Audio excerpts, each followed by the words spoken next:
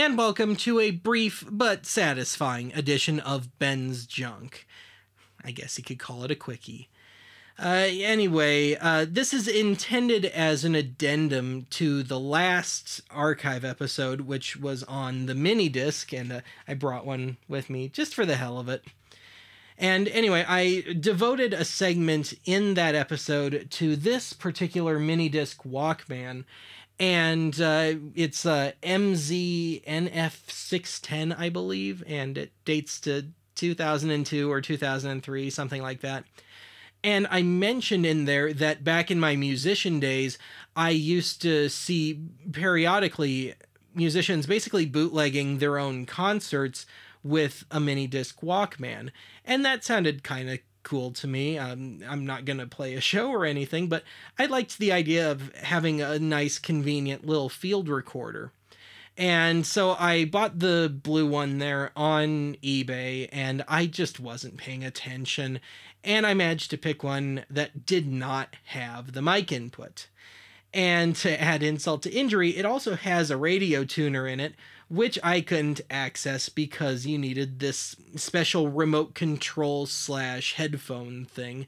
And I've owned those in the past, but have gotten rid of them because I had no use for them. And even then, they probably wouldn't have worked with that model anyway.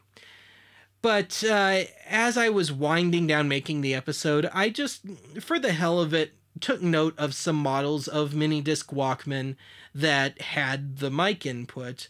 And so I just was punching them into eBay and seeing what I could find. And I found this guy on auction, and the auction ended in the middle of the night.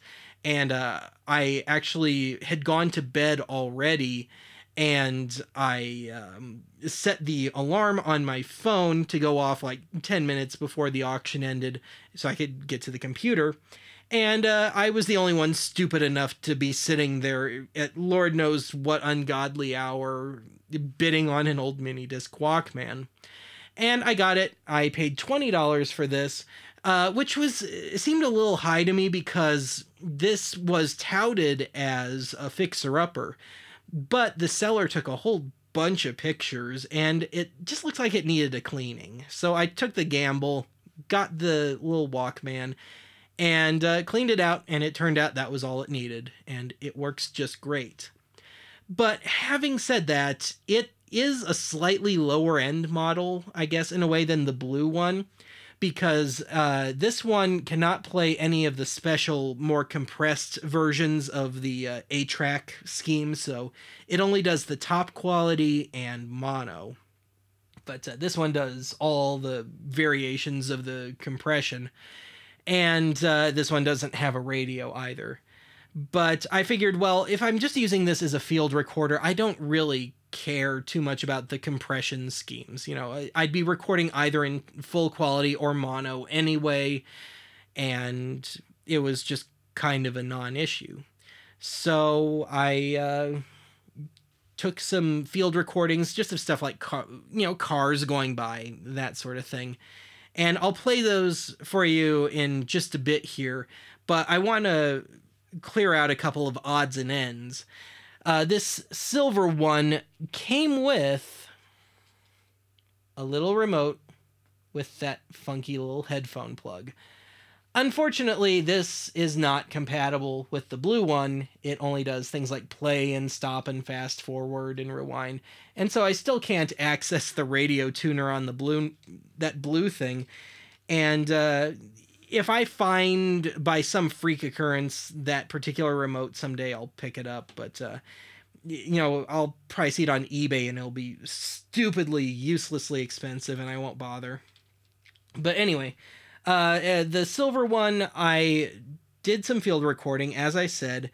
And I mentioned in the Minidisc episode that I own 2 microphones that can be plugged into an 1/8" jack. This red one here is the mic input.